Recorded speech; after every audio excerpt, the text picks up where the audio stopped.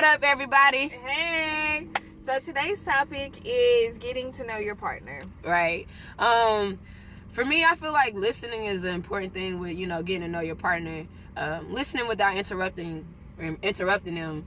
Because, a lot of times you'll find out their need. I know through experience, me personally, I was the one that would, already have in my head what I'm going to say before the person even finished talking. And that never worked for me. Like, it never worked. I missed everything they say.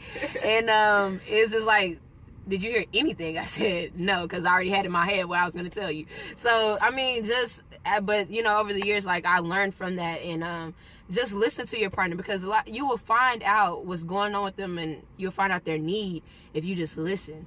My bad, didn't mean to cut you off. But another big thing is communication.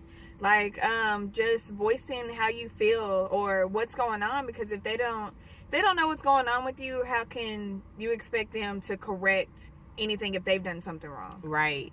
I know my dad and my stepdad always told me, closed mouths don't get fed. And that's so true.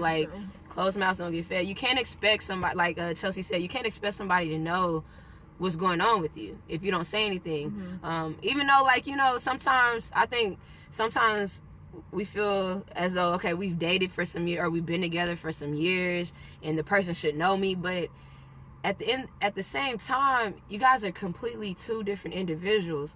And you gotta express how how you feel to that person, so they're aware and so they know. Another thing I would say, constantly date your partner. Constantly, date them. Do little things.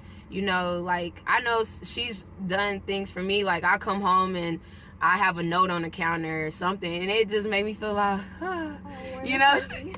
like, for real though. And it matters. Like, stuff like that matters. Even though, a lot of times we feel like we gotta do something so big and something so expensive and all that, but you don't have to do that to show your appreciation and show that you care. Honestly, the small things, the things that don't cost a lot, are the things that really means a big difference. Right. It's the little things. It's the little things. Like, I don't care if you write a note on a Post-it note. Like, I'm telling you, that will make their week. Like, for real. Right. That's an everyday thing. But seriously, constantly date your partner. And also, I would highly suggest, we went to a marriage conference earlier this year, and we're not married yet, but I highly suggest, if you're moving in that direction, you see your relationship going in that direction, mm-hmm. I would highly suggest, go to a marriage conference. Surround yourself around the people that have what you want. Right. And one thing that our pastor pointed out, he was like, ask certain questions to know your partner. Mm-hmm. How do you receive love? Right. How do you deal with conflict? How do you receive joy? Yes. And the question, how do you receive love? When he said that, I was like, wow, because that's a really powerful question. Honestly, that's a deep question. It opens the conversation for deep conversation, right. Because a lot of times we express to our partner how we receive love. Right. And just because you receive love in that way doesn't mean your partner receives love in that mm-hmm. way. And sometimes you just got to ask those questions, and don't be ashamed of asking those questions. Because, like I said, in a relationship, you're two different individuals. Right. And you're just learning each other, and you're constantly growing. Mm-hmm. And the thing about questions like that grows your relationship. Right. Ask those type of questions. Not saying that the questions, what's your favorite fruit? What's your favorite color? Not saying that those aren't important questions, but, how do you receive love? How do you receive joy? Is just a much deeper question. Right. Also, you can get more out of those questions, honestly. Right. Another thing, to piggyback off of the communication-wise, if your partner, say for instance, you guys get in a disagreement, because, with relationships, there comes disagreements. You're not going to agree on everything.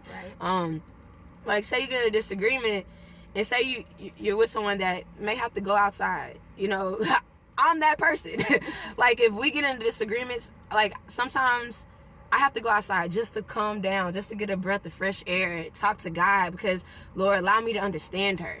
Allow me to come off to where I'm not coming off so aggressive. Allow me to talk to her in a calm manner.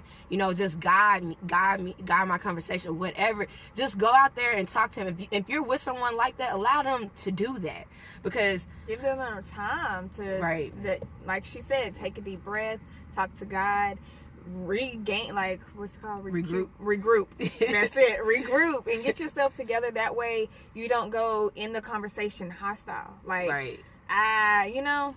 Exactly. Because I've learned that through experience, guys, because I was the type that I was stubborn.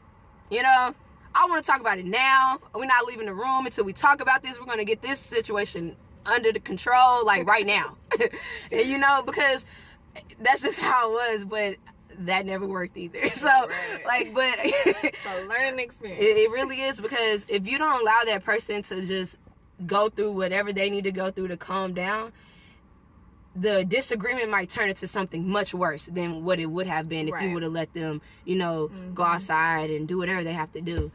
So just understand that because they're going outside does not mean it's the end of you guys' relationship, or because we'll be back. Right, because I think that was maybe what I was thinking, like, man, you know, like, because you love the person so much, and it's just like you just want to handle that situation, but just let them calm down first, and the situation is going to get handled. But yeah, man, that's what constantly get to know your partner, no matter how long you guys have been together. Just always get to know your partner. I know a lot of older people that say once you get married and once this happens, this stops and that stops. No, not if you're constantly growing in love with each other. It's never gonna stop.